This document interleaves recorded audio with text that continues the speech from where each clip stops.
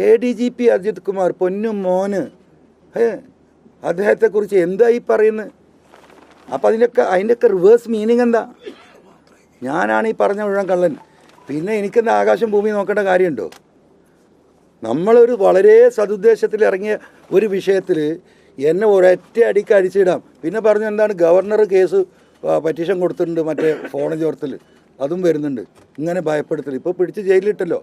ഇനിയിപ്പോൾ ഞാൻ ഇന്നത്തോടു കൂടി എന്താ എല്ലാ പ്രിവിലേജും പോവുകയാണ്. പലരും പറഞ്ഞതാ.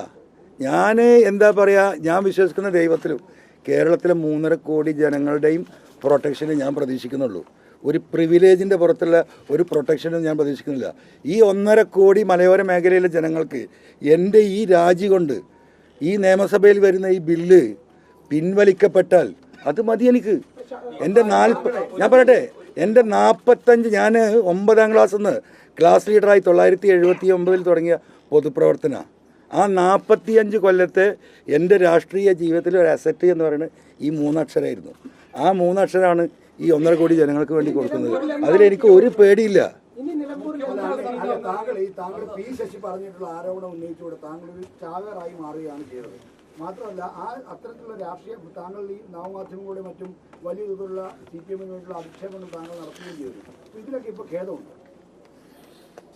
ഒന്നും കൂടെ ചോദിച്ചാൽ എൻ്റെ മൈൻഡ് എവിടെ പോയി?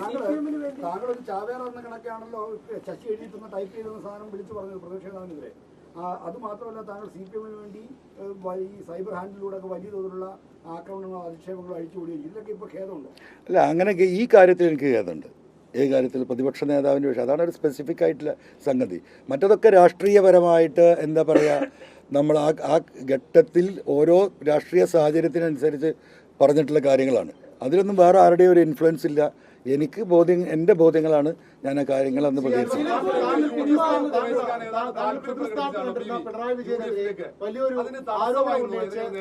എന്തിനാ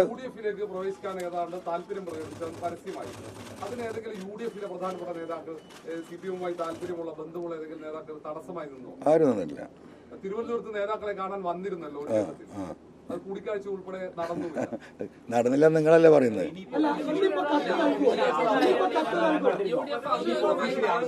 UDF-ലേക്ക് എടുക്കുന്ന കാര്യത്തിൽ ഒരു തീരുമാനം പറഞ്ഞിട്ടില്ല, അറിയിച്ചിട്ടില്ല.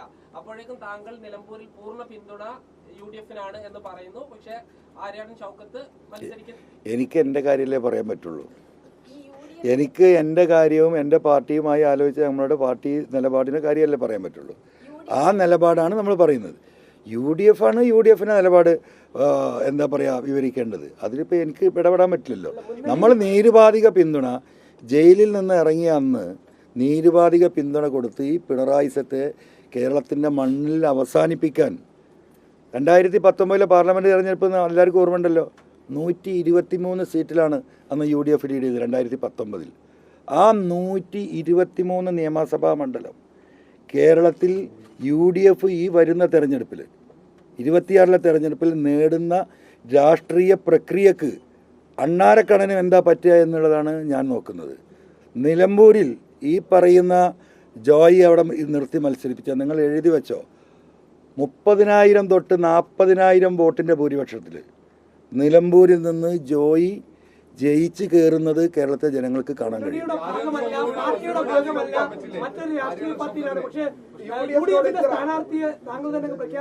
അത് നിലമ്പൂർ ഞാൻ രാജിവെച്ച ഒഴിവില്ല. അപ്പൊ അവിടെ എനിക്ക് ചെറിയൊരു സേ ഉണ്ടാവും. അങ്ങനെ കൂട്ടിയാൽ മതി. ഇനി വരണമെങ്കിൽ എന്തായാലും കത്ത് കൊടുക്കണം. കാരണം മുന്നണി ഇപ്പൊ എല്ലാ കാര്യങ്ങളും ഒക്കെ ഉണ്ടാവും, പക്ഷെ മുന്നണി ചില മര്യാദകൾ ഉണ്ടാവും. അപ്പോൾ അത് നൽകുമോ? അത് ആദ്യമേ എനിക്ക് സ്പീക്കർ എൻ്റെ രാജി സ്വീകരിക്കണം. രാജി സ്വീകരിച്ച് കഴിഞ്ഞാലേ എനിക്ക് തൃണമൂൽ കോൺഗ്രസ്സിൽ മെമ്പർഷിപ്പ് എടുക്കാൻ പറ്റുകയുള്ളൂ. ഇപ്പം ഞാനൊരു മെമ്പർഷിപ്പ് എടുത്തിട്ടില്ല, കാരണം ഇങ്ങനെ ഒരു ലീഗൽ ഇഷ്യൂ നിൽക്കുന്നതുകൊണ്ട്. അപ്പോൾ സ്വാഭാവികമായും ബഹുമാനപ്പെട്ട സ്പീക്കർ രാജി സ്വീകരിച്ച് കഴിഞ്ഞാൽ മെമ്പർഷിപ്പ് സ്വീകരിക്കും.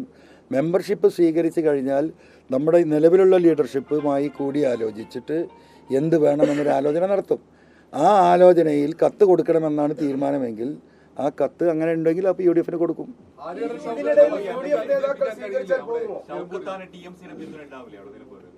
കുറച്ച് പ്രയാസമായിരിക്കും.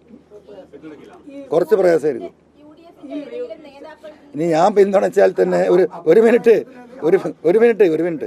ഇനി അല്ല, അപ്പം ഇനി ഞാൻ പിന്തുണച്ചാൽ തന്നെ എനിക്ക് ഏതായാലും അവിടെ വോട്ടില്ല. എനിക്ക് എറണാകുളത്തിലാണ് വോട്ട് ചെയ്യേണ്ട എൻ്റെ ആളുകൾ അവിടെ ഉണ്ടല്ലോ, അതെന്താവുമെന്ന് എനിക്ക് പറയാൻ പറ്റില്ല. പിണറായിസത്തെ പരാജയപ്പെടുത്തണം. അല്ല, അദ്ദേഹം കഥ എഴുതണം, എന്തിനാ അദ്ദേഹത്തെ ബുദ്ധിമുട്ടിക്കുന്നത്? അയാൾ കഥ എഴുതുകയാണ്, പ്ലീസ്.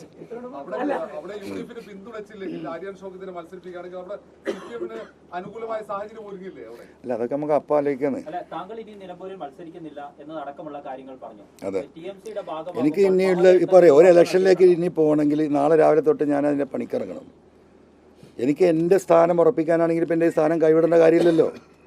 എൻ്റെ ഉദ്ദേശം ഈ 140 മണ്ഡലങ്ങളിലെ ഈ വനമേഖലയിൽ പ്രത്യേകിച്ചും ഈ 10-60 നിയമസഭാ മണ്ഡലങ്ങളെ കേന്ദ്രീകരിച്ച് 100 കണക്കിന് കർഷക സംഘങ്ങളുണ്ട് അവിടെ.